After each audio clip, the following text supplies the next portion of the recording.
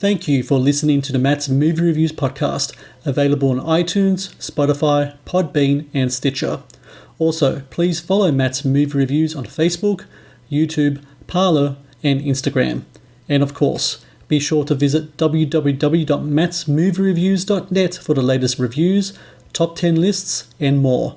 Now, on to the show. They put that system in a few years ago after a break-in. Don't worry. Neighborhood's a lot safer now. I just moved here. I don't really know anyone. What brought you to LA? Trying to start a new life. Missed one here. Any pets? Nope. You got it. We're neighbors. Hey, listen, we're having a barbecue. You should come.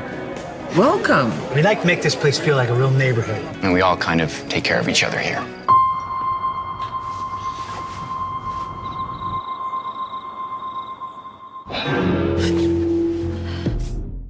Hello and welcome to the Matt's Movie Reviews podcast. I am your host, Matthew Pejkovic, and this is episode number 305.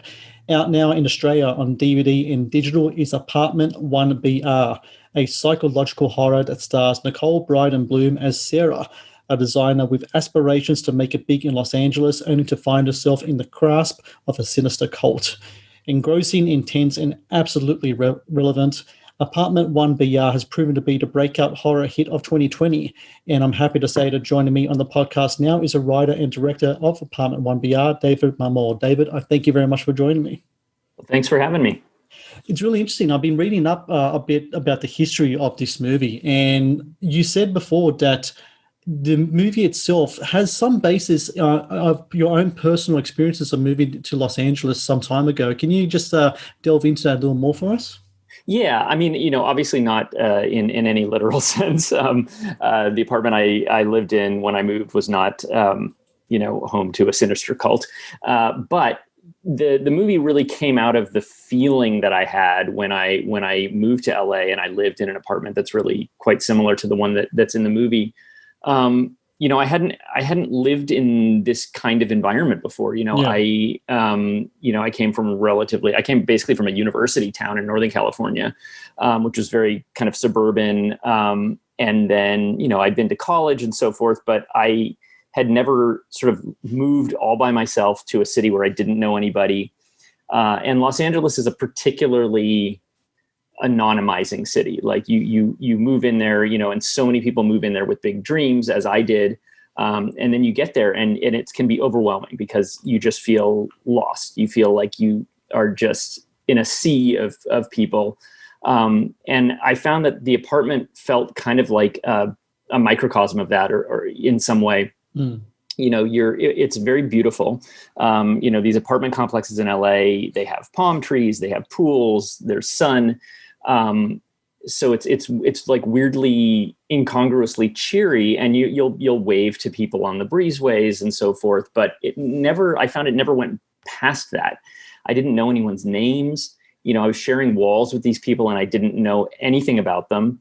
And there was something frightening about it. Without anything having to happen, it was scary to me living in that environment. And that was really the seed of it. That's really what got my wheels turning, and starting to think about, the horror of that kind of environment. How soon did these fears and your thoughts come to you writing down some ideas on paper? Was it pretty much as you were living in this apartment? Yeah, I was in fact living in, I wrote the entire first draft. I probably wrote a couple drafts of it while I was still living in that apartment. Which was helpful because, I didn't have to look very far for inspiration. And a lot of the characters, sort of characters have changed and combined and so forth over the drafts that I wrote. But there's still, several characters in there that really are very closely based on people that I observed at this apartment complex. In particular, Miss Stanhope, who's this older woman who was had come out to LA to try to be an actor years and years and years ago and never really made it, and kind of wound up in this place. She was based on, she was a bit of a composite. In a lot of ways, she was based on a woman that I used to see up on the third floor when I would come home, and she always seemed to be up there kind of leaning on the railing in kind of this like house dress or robe, smoking a cigarette. And, I never knew anything about her. I never actually met her, but I would just see her up there, and she looked so forlorn. And there was something so sad about somebody kind of living out their life in a way that felt very isolating. And then I also definitely knew people. There were other people in the complex who, there was one guy who I don't want to give too many specifics to, so he's identifiable, but he had been the star of a kind of mini franchise of kind of low rent action movies in the 80s. Okay. Which I knew of, and I recognized him, and, he just hadn't acted in years and was just living in this apartment, anonymously. And so that I combined the two of them in some way, this idea of like, somebody who had come out to be an actor and then just sort of faded into the obscurity of this place. When you decide to take your draft and reshape it and get it ready for, presentation as a feature, when you look back at what you wrote at that time, what's your reaction to the writing that you had when you first came to Los Angeles as compared to all the experience you've had since then and how you write now? Because I don't know about you, when I read my old reviews from, say, 10 years ago, it feels like a totally different person wrote that stuff because you develop a style, you develop, your experience, all that stuff. What was it like for you when you're reading back on your first draft? Oh yeah, it's very, very much that way. My writing style has certainly developed. I mean, you can't help it, right? If you've been writing movie reviews all these years, you're going to get better at it, right? Like you gain experience and you learn what works and what doesn't work, and it's a natural process. And I've certainly experienced that, which is not to say that I feel like I'm a good writer now. I kind of constantly feel like I don't know what I'm doing, and every time I start a new project, I feel very lost. Yeah. But the difference now, honestly, is that it doesn't bother me as much. That's really the only difference. I still feel like I don't know what I'm doing when I get into a project, and I still feel like I'm tearing my hair out half the time. But I've taken comfort in, over the years, I've sort of come up with a group of friends, many of whom have become very successful writers, and they all experience the same thing. Like, nobody is happy writing that I know of, at least not the good writers I know. But yeah, I've come to some sort of peace with that feeling. That anxiety and that sort of like misery is not as kind of crushing as it used to be. That's the main difference. And certainly, it is heartening to look back at my old writing and go, oh yeah, I would not have made that mistake today. Or, I see how I could have solved this problem that I was banging my head against for months back then. And it's funny because I had a little bit of a microcosm of that experience with this script, because I wrote this script, the initial version of the script I wrote a long time ago, when I, was pretty new to LA and I was pretty new to screenwriting, and living in that apartment. And then I put it aside for years, just moved on to other things and sort of never thought much of it. And then I wrote a different script that got some attention and got me representation and sort of like started my career proper. And there were managers who were interested in signing me, and they asked me, do you have anything else that you can send us? We'd like to see some of your other writing. Yeah. And I didn't have anything else. I'd written this newer script that I was very happy with, and felt like I had finally sort of found my voice in some way. But I didn't, it was the first one, and so they asked for another script, and the only thing I had that I thought was worth anything was this old one bedroom. And I dug it out, and I had to do a quick pass to update it because it was really, like the technology had changed and stuff.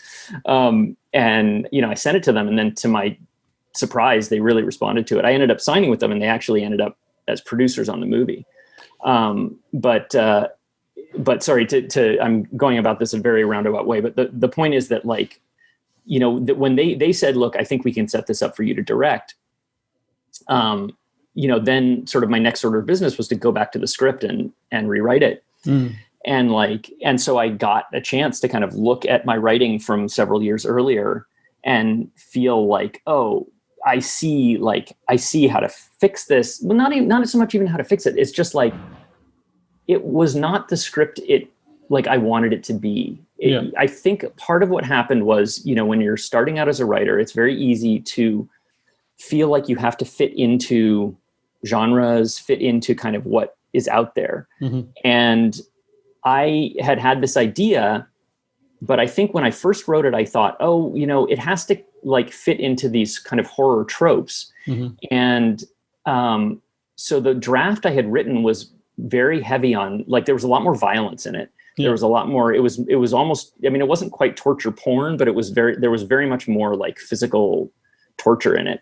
And I remember reading it and going like, I remember making the decisions to put this stuff in, and I never was comfortable with it. It was never what I thought the script should be. And I had the confidence now to say, like, you know what, like, I'm going to take that all out. Like, what I'm interested in is the psychological side of this as she sort of sinks further into this community. And I, essentially rewrote the entire sort of middle section of the script. And to my mind, I improved it a lot. I think it's at least it's much more the movie I always wanted it to be. And I had some misgivings, honestly, that the horror community was going to accept this movie, because it's weird in terms of horror. Like, it doesn't obey some of the genre requirements in some way. So I that's been one of the sort of like great pleasures of the process of releasing the movie, is how much it has been embraced particularly by horror fans and by genre fans who have really championed it, and I think have gotten us where we are. When it comes to the development of the script, one thing that really struck me about the movie was the philosophies behind the community, the cult per se, and their whole emphasis is around trying to create the perfect citizen, and they have like these 4 tiers which they kind of follow. So I think it was selflessness, openness, acceptance, and security, which is sounds pretty common sense, common sense kind of thing. But the way they approach it, of course, is totally off the rail. It's a little batshit, yeah. A little batshit, exactly. I'm just curious, though, when it comes to developing that part of it, what kind of ideas did you have? Did you see or do research on other types of cults that had kind of similar philosophies as well? Or was this something they kind of took on your own and developed on your own over the years? It was a bit of a hybrid, and it was relatively late in the process. Like at least the specifics of like the 4 foundations and the book and like some of their procedures around that was all part of this rewrite that I did just before we made the movie. But the philosophy of the community was always kind of there in my head in some vague way, and the basic idea of it did come from research, which was, I got really fascinated, when I started sort of looking into cults, a lot of which start in LA. LA is a real breeding ground for wacky communities. But as I started researching that, one thing that really struck me about them was how many of them started with really noble goals. They did not start out to be, like the Manson family is an exception, right? Then Manson family was a little batshit from the beginning. But like, there's so many of them start with really noble aims, including ones that got really bad. Like, Jonestown, the People's Temple, was a very inclusive, very accepting place. It was very sort of open to other races when a lot of places were not.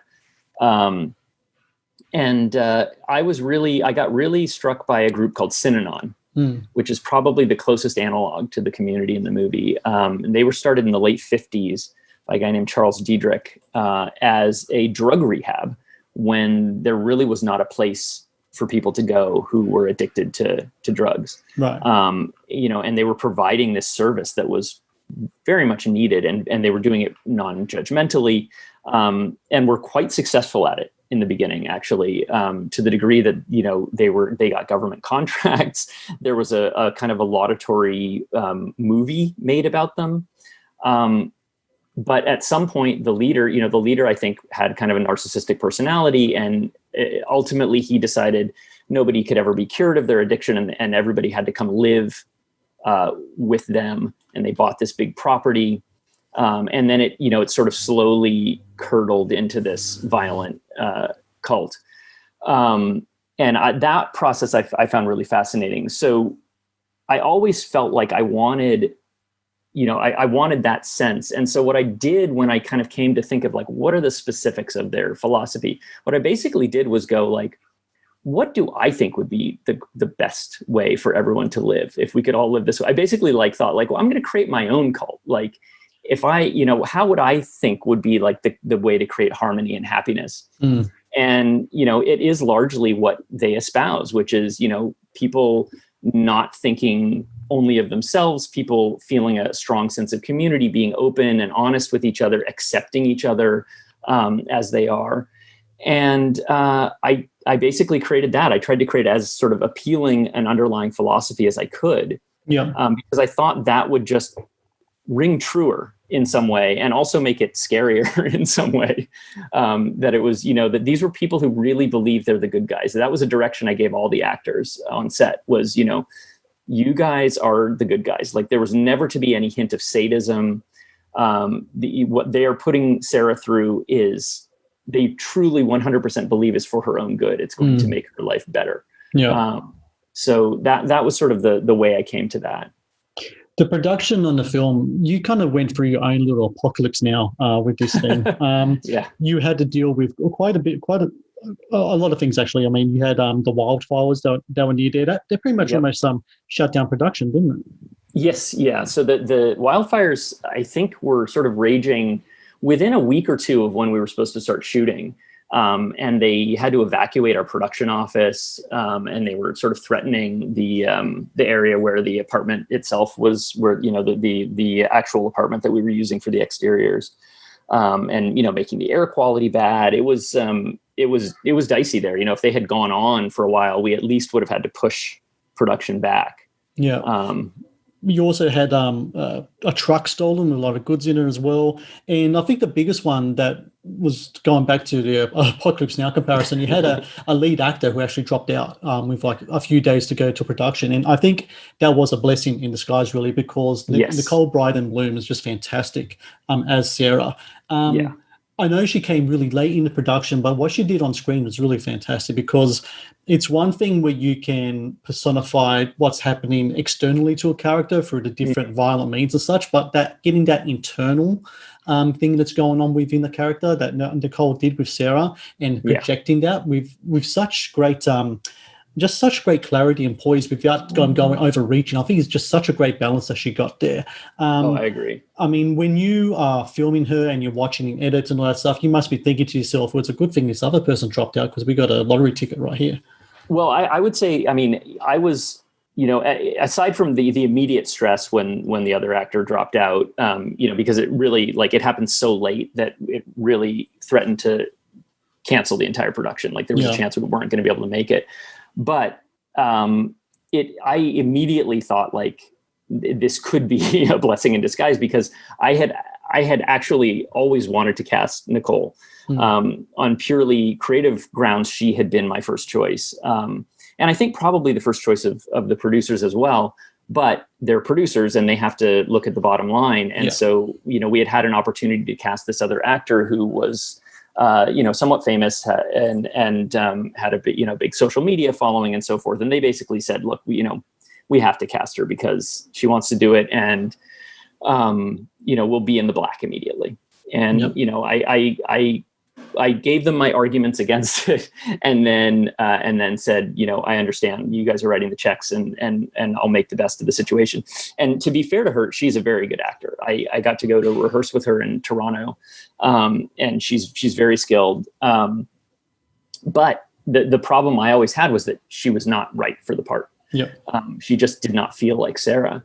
And could it be, just to, sorry to interrupt, could it be because she was a familiar face and maybe needing someone with more of a kind of fresh presence was needed to be able to make that role work? I think that certainly is part of it. Yes. It was a combination of that and just the fact that her energy, her persona, on her show and just sort of in life is very forward. It's very, she's a brash person. She's a very striking looking person. And she has a kind of she has a kind of confidence to everything she does. And it was just, I had so much trouble believing that this is somebody who could feel as lost and as unconfident as Sarah is at the beginning of this movie. Somebody that you could believe, obviously Nicole is a beautiful person, but she is able to, she's able to feel like she could fade into the woodwork, right? That she could feel lost. Yep. And so, that was a big concern that I had with this other actor.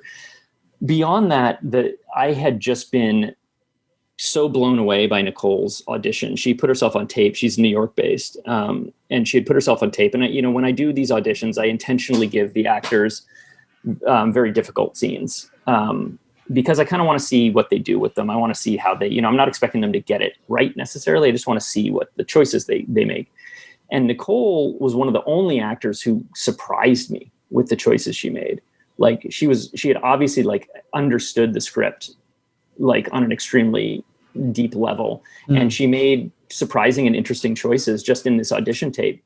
And then beyond that, what you see in the movie was what I could see on the tape, which is that she is so good at without any words, sort of giving us a window into the interior life of the character, which I knew was the number one most important thing for an actor to be able to do in that role, because there's a major section of the movie, most of the movie, she is utterly unable to express her true feelings, right?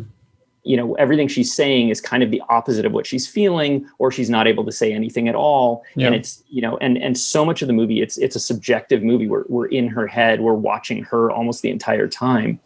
And I knew that like, if we didn't have somebody who was going to be alive in that, if we weren't seeing sort of into her soul at every moment, the whole thing was just going to be flat. So yeah, I was, even as soon as basically, they offered it to her and she accepted, I thought, this is the best thing that could have happened to this production. Final question here, David. I want to talk about a culture of a different kind. I'm talking about social media here. It's really interesting these days, determining a film's success when we were growing up, it had to do with what was number one on the video war charts or what was number one at the box office. Now things go viral.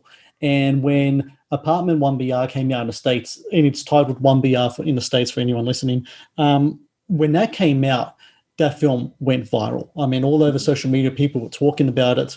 And no doubt that people on Netflix and your producers and everything were very happy with that. Oh, yes. But yourself, I don't know what sort of presence you have on social media or not, or whether you're like on following that stuff or what have you. Does that going viral, does that jump out of that social media world and hit your world whatsoever? Is there an impact from that when that happens with you? Somewhat. I've basically, through the sort of distribution of this movie, I have tried to get myself into social media. I've always been very hesitant about social media. And again, like I somewhat have the philosophy of the community in the movie. There's this point at which they talk about everybody on their little devices and sort of not engaging with each other on a deep level. And I've always kind of had that misgiving about social media. So I have, I've had a Twitter account and an Instagram account and a Facebook account for years, but I barely used them. Yeah. And I tried, when we were just starting to put this out, a social media is part of the marketing now for any movie. Like the distributor has a social media plan and they want everybody to, tweet out things on specific dates and so forth. And so, I wanted to be a good soldier, and I sort of spruced up my accounts and did it for a little while. But it's just, there's something about it that I always feel a little bit icky about. Yeah. And I've really kind of fallen off on it. I have seen people sort of send me the really juicy stuff, the good stuff, and probably hide the really bad stuff from me, which is fine. Yeah. Like our amazing composer, Ronan Landa, is constantly like, he'll, just send me like a tweet that he saw that says something cool about the movie. And like, I appreciate that. And I'm happy to engage on it on that level. The one thing I feel bad about is that like people do occasionally like tweet at me nice things. And I was trying to kind of like reply to everyone, and I mean to get back to it, but it's just like, I don't take the time to like keep up with my social media. And so I've kind of fallen off on that, and I have not been a good responder to social media tweets. Well, you'll trust me. Like I'm on there a little bit. I used to be on Twitter, but I deleted my Twitter months ago. I think that's a good move. Yeah, when COVID hit, and then you're at home and you get a little batty, that kind of stuff sometimes can be a little too much. So well, and I think that Twitter is literally destroying our country, the United States. Like, I mean, you look at the last 4 years and how much it sort of empowered the worst elements, or in my opinion, the worst elements in our country. Yeah. I think it's been really corrosive. So yeah, I think that's a wonderful thing to do, is to delete your account. Yeah, I know. I recommend everyone else do it as well, because I agree 100% on that. And I also agree with everyone when I say that Apartment 1BR is a terrific film, David. And congratulations to you with your movie. I know it's done so well over in the States. I'm pretty sure it's going to do well here as well, because there's a big horror community here in Australia as well. And our films just like Apartment 1BR is exactly. You were saying before you weren't sure how the horror community would really embrace it. I think a lot of people will embrace it here just as much as it did in America. And David Marmor, I thank you very much for your time today. And everyone listening, Apartment 1BR on DVD and digital in Australia, do check it out. Thank you, David. Thank you so much. I really appreciate it.